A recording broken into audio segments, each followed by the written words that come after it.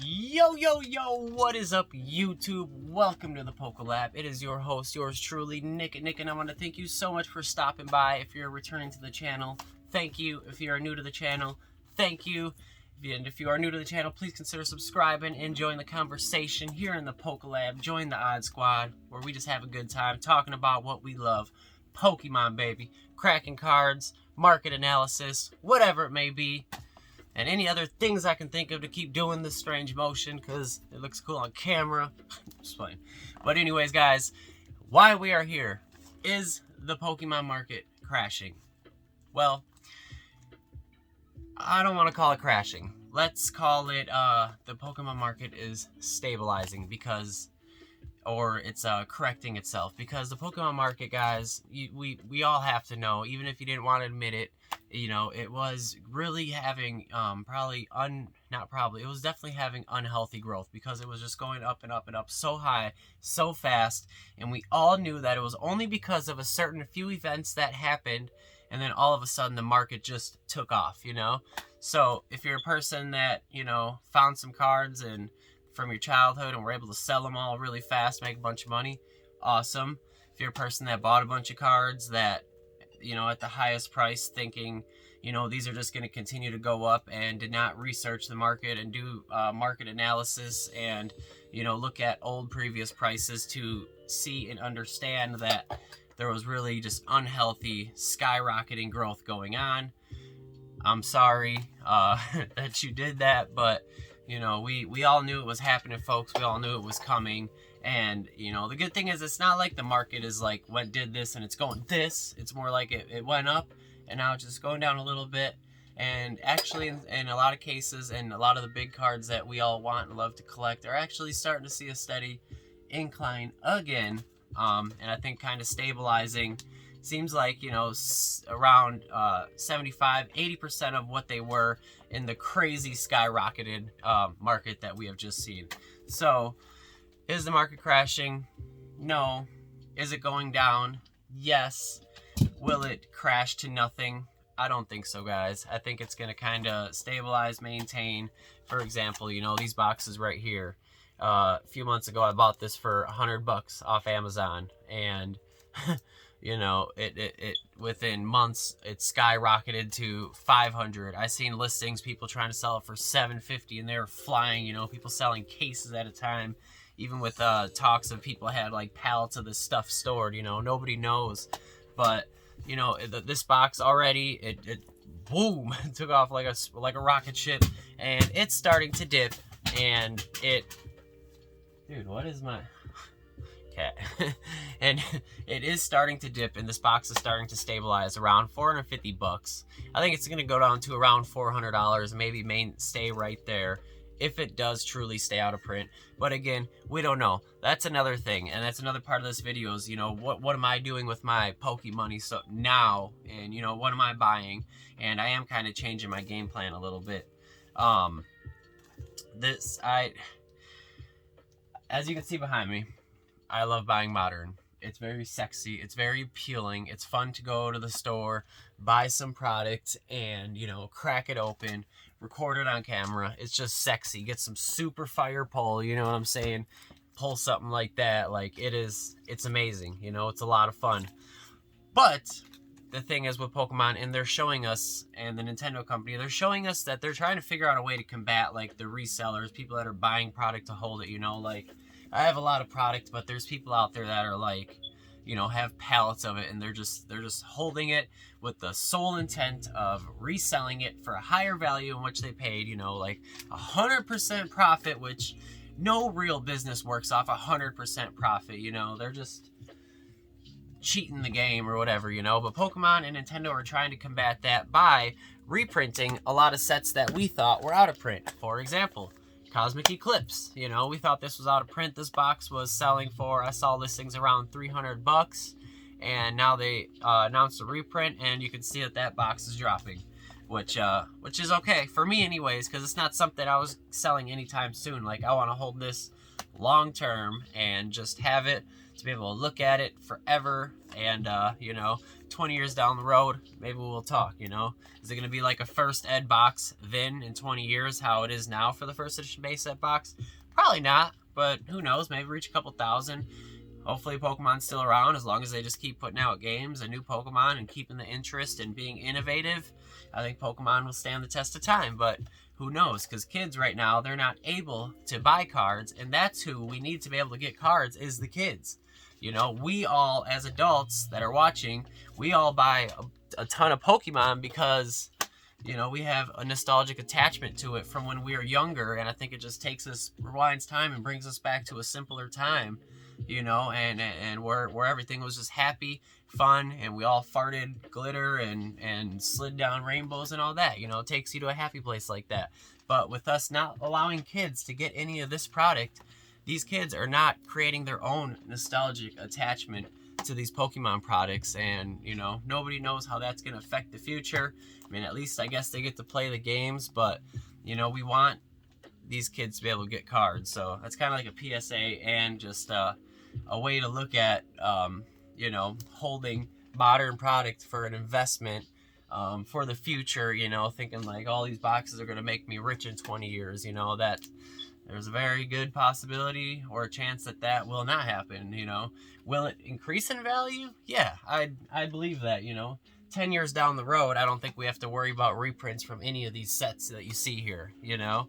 But these next couple years, with Pokemon and Nintendo trying to combat resellers, who knows what they're going to do. And I think their strategy right now is they're saying, hey, you guys want to buy a bunch of it and hoard it and sell it for double and, you know, just stockpile it. Well, here's what we're going to do. We're just going to print the crap out of it to where it's everywhere and everybody can get it. And, you know, you won't even be able to afford buying everything in the store the way that we're going to pump it out, you know. And I think that strategy may work, because just even recently, I've actually been catching more Champion's Path in the stores and other sets that are harder to get, you know, Hidden Fates, you know, all these tins. Like, I found them in stores, not even looking for them in particular. They were just there, surprisingly, without even having to, like, be there when the card person's restocking. But, you know, that's kind of the spiel I got going on right there. You know, it's modern product is very risky. It's volatile. It's almost gambling in a sense. I think, you know, let's be real about it. You know, we're buying something with the hope of, you know, having more value in the pack that we bought than, you know, the original initial $4. It's like buying a scratch off, you know. It's like that same exact process. But having said all that, you know, modern, I love it. I love Pokemon. I'm gonna buy it no matter what. But instead of going to the store and dropping $200 every Thursday when the card person comes to restock, I'm going to kind of step back a little bit, and I want to start going, you know, and wish I would have done more of it. You know, I kind of regret that I didn't, because I was always buying the modern product because it is fun. It is sexy. You know, we all want to pull fire cards with our own hands, but, you know, I wish I would have taken even at least 50% of, you know, what I see here, and invest more in cards like this, you know, vintage cards. These cards, we will not have to worry about them being reprint. It's 100% guaranteed. Like, legally, Pokemon and Nintendo cannot reprint these things because they're, you know, Wizards of the Coast has the rights to whatever, you know, I don't know all the contractual agreements and this and that, but like if Pokemon does want to reprint it, they're going to have to do it in a way like this, you know, they're going to have to make it its own set, which yes, this is base set pretty much, but it's not base set. Like Yu-Gi-Oh, which is just, it blows my mind, you know, for unlimited, let's say Legend of Blue Eyes packs, the unlimited packs from, you know, the first release are the same as the reprints that were reprinted just last year. There's no way to distinguish the two. Like, it just blows my mind. It makes no sense from a collector standpoint. And that's why in Yu-Gi-Oh, the big collectors, all they want is first edition. That's the only way that you can actually really tell that it's a vintage product. But Pokemon will have to reprint it in a set like this to, you know, get it by and have people, you know, put this is their form of a reset of vintage sets, you know. And I have bought a lot of vintage cards, as you can see, but you know, just it's But going and buying a pack from, or a box from Walmart and opening it and ripping a super fire card is way more sexy and attractive than going on eBay and finding this Mewtwo and clicking buy now and then a few days later getting in the mail. That is not as appealing. It doesn't give you the same feeling as, you know, buying a pack and ripping it and like getting that sense of accomplishment or achievement from pulling that card that you desired for so long, you know, that you longed for. And like this, you know, I bought this for 120 bucks on an auction. Like, it's one of my most probably best deals that I did. And, you know, and at the time, like, I was like, oh man, I want to go to the store and buy some Hidden Fates or whatever. But this lot is such a good deal that I should pick this up, and boy, am I glad I did. But, you know, since we are seeing this little dip right now, I think that does give a chance for people to go out there and buy some vintage cards. Because since they have seen a little dip, they'll be a little more attainable. Like this Mr. Mime, I just got this in the mail. The guy had it listed for 30 bucks. I gave him an offer for 20. Didn't think he was going to accept it. Within seconds, you know, I heard that my offer was accepted. And as you can see, look at this is a no symbol, no set symbol, jungle error card. And it's not in horrible condition, you know. It's probably like a PSA 8, you know. It'd be cool if I can get a 9, but the hollow does have some scratching. And that was 20 bucks, you know, for a card that's how old, you know, 20 years old or whatever. And then also this is another piece that I just recently got. Look at this. This is beautiful, man. Fossil Bodyguard sealed Wizards of the Coast theme deck. Like, just look how cool this thing is, dude. You can hear the freaking Mancala stones in there moving around, you know, back in the day. For the damage counters, like, this is just, like, this is fire. This is something that will never see any form of reprint or anything like that. Like, this is what it is. This cannot be replicated, you know. So like something like this, the value, I do not see it like going down or like crashing down to like, you know, $10 or back to its original, you know, asking price. I mean, it's around like 125, 150 bucks right now, and it's been hanging around that price. If it does dip, dude, it'll probably dip like 20 bucks. And that's like all I can imagine. But like, see, something like this, I think is a safe investment. And just like, how cool does that look, just having that on a shelf, you know? Fire. I even started, you know, going back into, because I also collect video games pretty heavily. I'll do a video on that one day. But, you know, even buying stuff like this, you know, a complete in box red version. This is well over 100 bucks. This one right here, look at, I paid 80 bucks for it. This is a sealed Zelda game, GBA game. This game sells for like 400 bucks in new in box sealed condition like this. And I want to actually get it graded because I see them going for like 1,000 then. Pokemon Pinball, super nostalgic. Had to get it in the box for display purposes. But like, this is old stuff, guys, that can't be replicated, you know. And that's like the safest stuff, guys, to invest in my opinion, you know.